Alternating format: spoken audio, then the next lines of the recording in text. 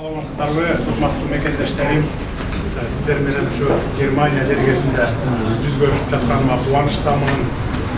Мына бүгүн ушул жерде ушул эмеге 2003 бекен 2004 бекен акыркы жолу келип бир 10 чакты күн жүрүп кеттим эле ал убакта Апас Жумагулович посол эле өмүрбөк чиркеште болду. Ошондо ушул айтып эле ушуну Кыргызстандын менчиги кылып алдым. Кийин келечекте бул абдан баа болот, биздин Кыргызстандын менчиги болот деп ошо келатып ошол эсиме түштү да ушул стадион. Анан кийин 20 жыл болуп калды. Сурооңуздар болсо жооп берейин. Assalamu alaikum. Sizni görgöndө кубанычтамын. Биз бул жакта баарыңыз өзүңүз көргөндөй эле алхамдулилlah, сет кандай жумушубуз баардыгы Кудайга шүгүр. Азыр аз телевизиондон жумушка орношуп калдык да. Бирок баарыбыздын эле кете турган бир максаттарыбыздын бири, мен эң башкысы эң чоң максатта келгем, ушул жактан бир нерсени көрүп, билип, ошону сен иншалла Кыргызстанга алып кетем деген максатта келгенбиз. Баардыгынын эле максаты ошондой болсо экен деп тилейт, ошондой го деп түшүнөм. Эң башкысы бизде бул жерден азыр мен чоң байкелер менен таанышып атам, башка элдер менен таанышып атам, Америкага кеткен, бул жака кеткен, бул жактан кеткен байкелер. Эң бир чоң бир бизнес идея менен баргысы келип жатат. Мен деле Кудайга шүгүр өзүмдүн бизнес идеяларым, өзүмдүн пландарым бар. Бирок ошол нерсеге мамлекет тараптан же болсо бир кандай бир мүмкүнчүлүктөр именно ошол курулган бизнести защита кыла тургандай деңгээлде биз бир иш-чара болуп же бир ошондой бир сонун неме болсо бизге окшош жакшы болмок. Анткени биз бул жактан мен иштеп аткан акчамды баарын Кыргызстанга салам. Неге? Ошол Кыргызстандан барып бир той топур эле башка бир нерсе кетирбестен, чтобы ошол нерсени бир бизнес кылып тургузуп калайын деген ниеттерибиз менен келгенбиз да баарыбыз. Ошол нерсеге бир мамлекет тараптан көмүскө же болбосо бизнес идеяларга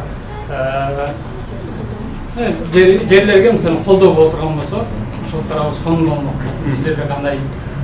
Туура айттыңыз. Мына дүйнө Урматтуу Москва шаарындагы мекендештер, Умбем клиникасы төмөнкү кызматтарды сунуштайбыз. Педиатр, гинекология, стоматология, неврология, хирургия, кардиология, лор, УЗИ жана башка. Андан тышкары массаж жана бардык лабораториялык анализдер. Толук маалымат +7 925 103 22 77. Биздин дарек Москва шаары, метро Нахимовский проспект, Сивашская 7, корпус 2. Сиздин ден соолугуңуз биздин камкордук. Туура айттыңыз. Мына дүйнө жүзүндө жүргөн кыргыздардын 90% баары бир Кыргызстанга келет. Бир 10% эле отурукташып калышы мүмкүн, эми жаңы поколение. Калган сиздер окшогон, сизден жогоркулардын баардыгы келет, келип татат, биз жардам берип атабыз. Эгерде өзүң айткандай Америкада же башка өлкөлөрдө жүргөндөр менен Кыргызстанга келип бизнес ачып, завод, фабрикаларды производство кылабыз десеңер, 100% жардам беребиз. Мына биздин өзүбүздүн кыргыз бизнесмендер деле эмес, сыртта жүргөндөргө бардык чет өлкөдөн баргандарга дагы жардам берип атабыз. Бардыгына жардам беребиз. Инвесторлордун инвестициясын салган, өзүң айткан гарантты полностью мамлекет беребиз. Бир тыйының арды бирөө тоноп албайт, тартып албайт дегендей бизнесиңер. Только реально салсаңар, салып иштетип кетсеңер, биз жардам беребиз. Мамлекет колунан келген жагынан мамлекетте жардам берет. Мына Германиядан ушу мен келгенден пункттерге тапшырма бердим элем. Жа дөңгөлөктөрдү переработка кылган завод салган деп. Пункттөрдүн күчү менен деп. Мына немецтер менен биргелешип алып барып салып койду, токмокто мына иштеп баштады. Жакында эле 2 ай, 3 ай болду ишке киргенде. Эми азыр баягы реставрация кылып, анан жарабаган дөңгөлөктөрдү майдалап, жанагындай бүкүмгө айлантып, футбольный поляларга чачкандай кылып. Эми азыр дөңгөлөктүн өзүн чыгара турган заводду ошонун жанына куруп туруп чыгарабыз. То есть Орто Азияда эң уникалдуу завод болот ушул. Мына ушул сыяктуу технологияларды алып баргыла. Окуп атасыңар, билим алып атасыңар, завод, фабрикаларды иштеп, ошол жерден тажрыйба топтоп атасыңар, өзүңөр менен көрүп атасыңар. Ушуну бизге Кыргызстанда кылып койсо деле болот экен да деп. Инвесторлорду тапкыла, болбосо өзүңөр деле мындай чет өлкөдө байып калган кыргыздар да көп. Өзүңөр барып туруп ошо бияктын Германиянын технологиясын алып барсаңар, завод, фабрикалар салсаңар, колдон келишинче жардам берет. Эч кимге мындай бир тоскоолдук болбойт. Сиз дагы өзүңүздүн мамлекетке ишенсеңиз алып барыңыз. Кудай буйрса, мындан ары инвесторлорду биз катуу коргоп беребиз.